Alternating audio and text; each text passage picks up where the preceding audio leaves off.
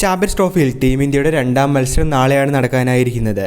ആവേശകരമായ മത്സരത്തിൽ team India പാകിസ്ഥാനെ നേരിടുമ്പോൾ ടീം ഇന്ത്യയുടെ പ്ലേയിങ് കോമ്പിനേഷൻ ഉൾപ്പെടെയുള്ള നിർണായക അപ്ഡേറ്റുകൾ എത്തിയിട്ടുണ്ട്. അതുകൊണ്ട് തന്നെ ഇന്നത്തെ വീഡിയോയിലൂടെ ഇന്ത്യ പാകിസ്ഥാൻ മത്സരത്തിന്റെ ടീം ഇന്ത്യയുടെ ഭാഗത്തുനിന്നുള്ള പ്ലേയിങ് 11 ഉൾപ്പെടെയുള്ള സമഗ്രമായൊരു പ്രിവ്യൂ ആണ് നിങ്ങളോട് പങ്കുവയ്ക്കുന്നത്.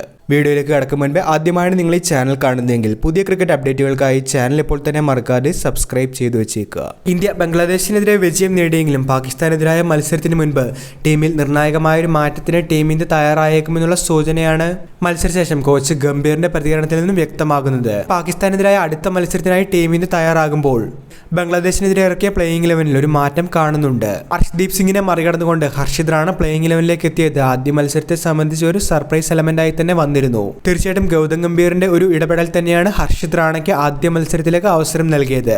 ലഭിച്ച അവസരത്തിൽ താരം മികച്ച പ്രകടനം കാഴ്ചവെച്ചത് അദ്ദേഹത്തിന്റെ സ്ഥാനം ഇപ്പോൾ ടീമിൽ ഉറപ്പാക്കിയിരിക്കുകയാണ്. സ്പിന്നറായ വരുൺ ചക്രവർത്തി പാകിസ്ഥാനെതിരായ മത്സരത്തിൽ ടീം ഇന്ത്യയുടെ 11 എത്തുമെന്നുള്ള റിപ്പോർട്ടുകളാണ് ഇപ്പോൾ വന്നിരിക്കുന്നത്.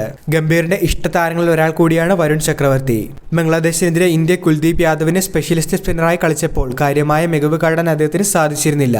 10 ഓവറിൽ 43 റൺസ് വിട്ടുകൊടുത്തെങ്കിലും ഒരു വിക്കറ്റ് പോലും അദ്ദേഹത്തിന് നേടാനായി സാധിച്ചിരുന്നില്ല. മധ്യ ഓവറുകളിൽ തീർച്ചയായിട്ടും ബംഗ്ലാദേശിന് റൺസ് ഉയർത്തുന്നതിന് ഇത് സഹായകമായി എന്നാണ് ടീം ഇന്ത്യയുടെ വിലയിരുത്തൽ. ഈ ഒരു സാഹചര്യത്തിലാണ് കുൽദീപ് യാദവിന് പകരം വരുൺ ചക്രവർത്തിയെ ടീം ഇന്ത്യ കളിപ്പിക്കുന്നുള്ള റിപ്പോർട്ടുകൾ വന്നിരിക്കുന്നത്. മധ്യ ഓവറുകളിൽ തങ്ങൾക്ക് സംഭവിച്ച പിഴവിനെ പറ്റി പരിശോധിക്കുമെന്നുള്ള ഗംഭീറിന്റെ സ്റ്റേറ്റ്മെന്റും തീർച്ചയായിട്ടും ഈ ഒരു മാറ്റത്തിലേക്ക് ടീം ഇന്ത്യ പോകും എന്നതിന്റെ സൂചനകളായി കാണാനായി സാധിക്കും. വീഡിയോ അവസാനിക്കുന്നു. പുതിയ ക്രിക്കറ്റ് അപ്ഡേറ്റുകൾക്കായി ചാനൽ ഇപ്പോൾ തന്നെ മറക്കാതെ സബ്സ്ക്രൈബ് ചെയ്തു വെച്ചേക്കുക.